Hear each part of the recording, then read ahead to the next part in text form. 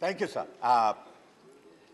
for giving me the opportunity to speak on this historic occasion of Rajya Sabha, to speak on the parliamentary journey of 75 years, starting from Samvidhan Sabha. Sir, today I remember when I came first to Rajya Sabha in 1984, when Justice Hidayatullah was presiding over that chair, and he was followed by, of course, R. Venkatramanji, Sangadel Sarmaji, and today you are in the seat, sir, and I thank you for that, that the Indian democracy and Indian Parliament has come over years of development and strengthening the democracy in this country. So today, I congratulate the new Vice Chairman for taking up the chair. Thank you. Today, as we assemble here to reflect upon the parliamentary journey of 75 years, starting from inception of the Samvidhan Sabha, we embark on a profound exploration of our nation's democratic evolution. This remarkable journey has been marked by achievements, experiences, memories, and invaluable lessons that have not only shaped our parliamentary institutions, but have also left an indelible imprint on the course of our nation's history. Madam Chair, while speaking on these 75 years of our journey, we must remember about some of the key milestones in the history of Indian Parliament. Madam, 1946, the Constituent Assembly convened for the first time on December 9th. So our journey starts from there. And in 1950, India adopted its constitution on January 26th, a momentous event for Indian parliamentary democracy. Madam, in 1952, the first general elections were held, marking the initiation of our democracy. And in 1956, the State Reorganizations Act has adopted, leading to reshaping of state boundaries. There was a struggle, and the then members of the Constituent Assembly had given shape to this country, and particularly by reorganizing the states for the convenience of the people and the administration. In 1957, with the second general election, the things have started moving, and in 1961, Goa, Daman and Diu were new states where the new states got liberation. They were liberated and they were recognized as state. Madam, one historic occasion we must remember in this regard is that for the first time, the preamble of the Constitution was amended. We all remember the 42nd Amendment. And in 75, 77, of course, that was the period that the Indian democracy will remember, and the parliamentarians particularly, and the people of this country will remember because of its effects on the people.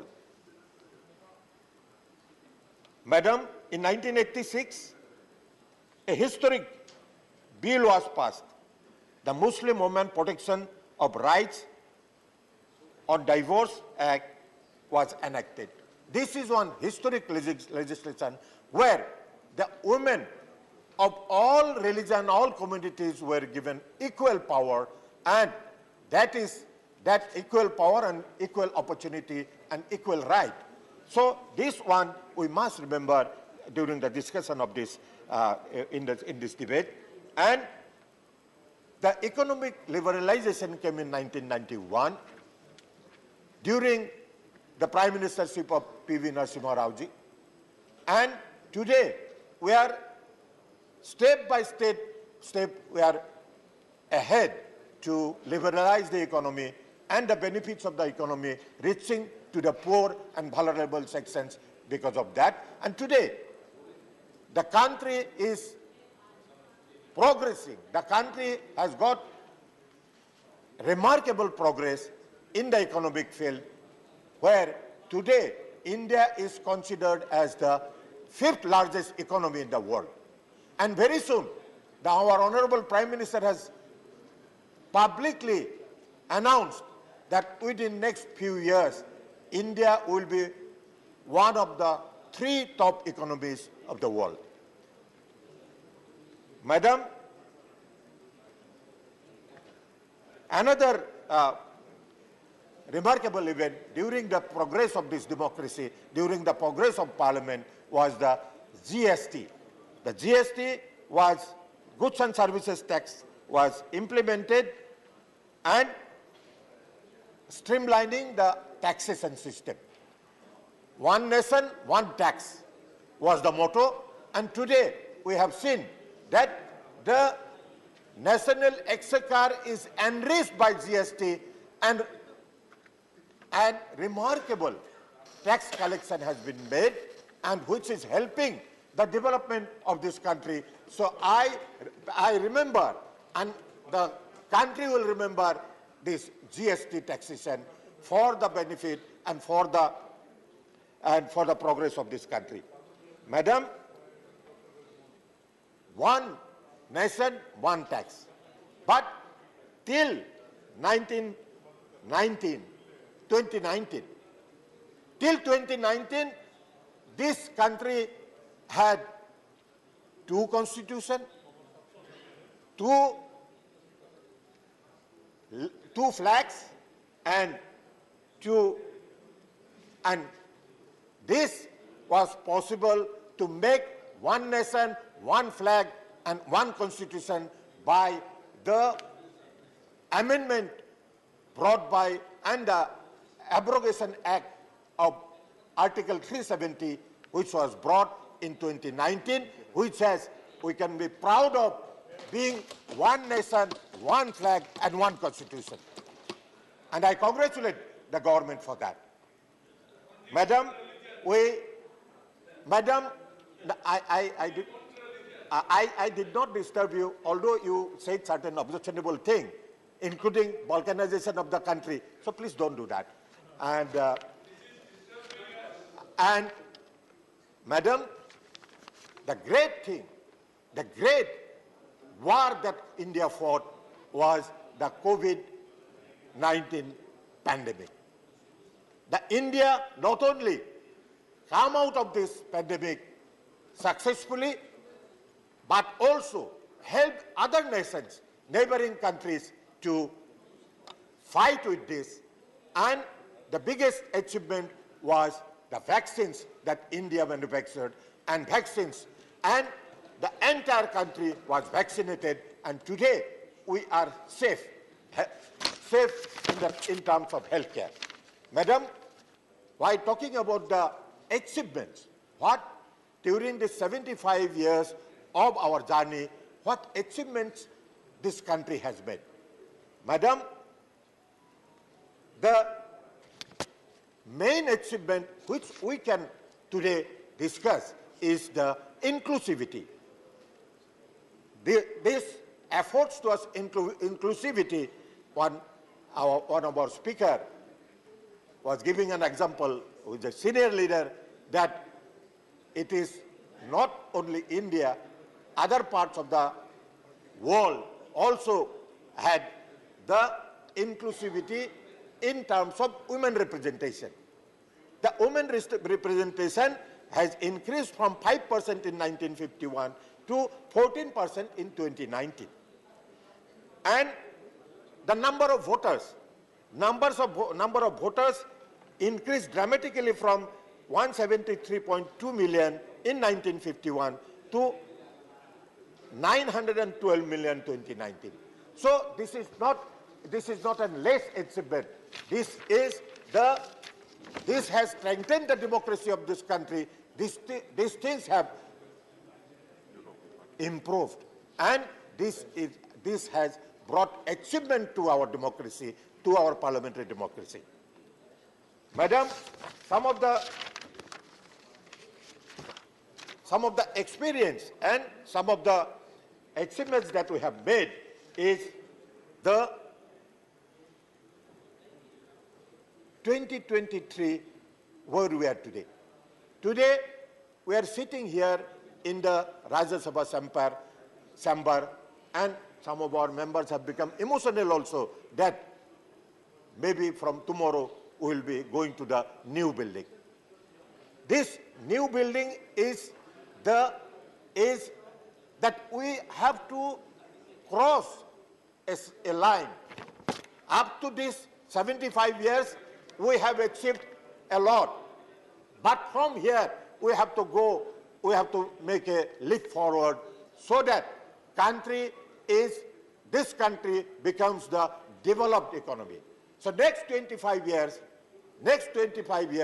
in the new building of Parliament, we are having our Amrit Kal, where India will reach in the line of developed nation. So that will be our effort. And every one of us should make our efforts in our own way. Every Indian, every single citizen should make their own effort to make this country a developed nation by 2047, when we will be completing our 100 years of Indian Parliament and Indian democracy. So,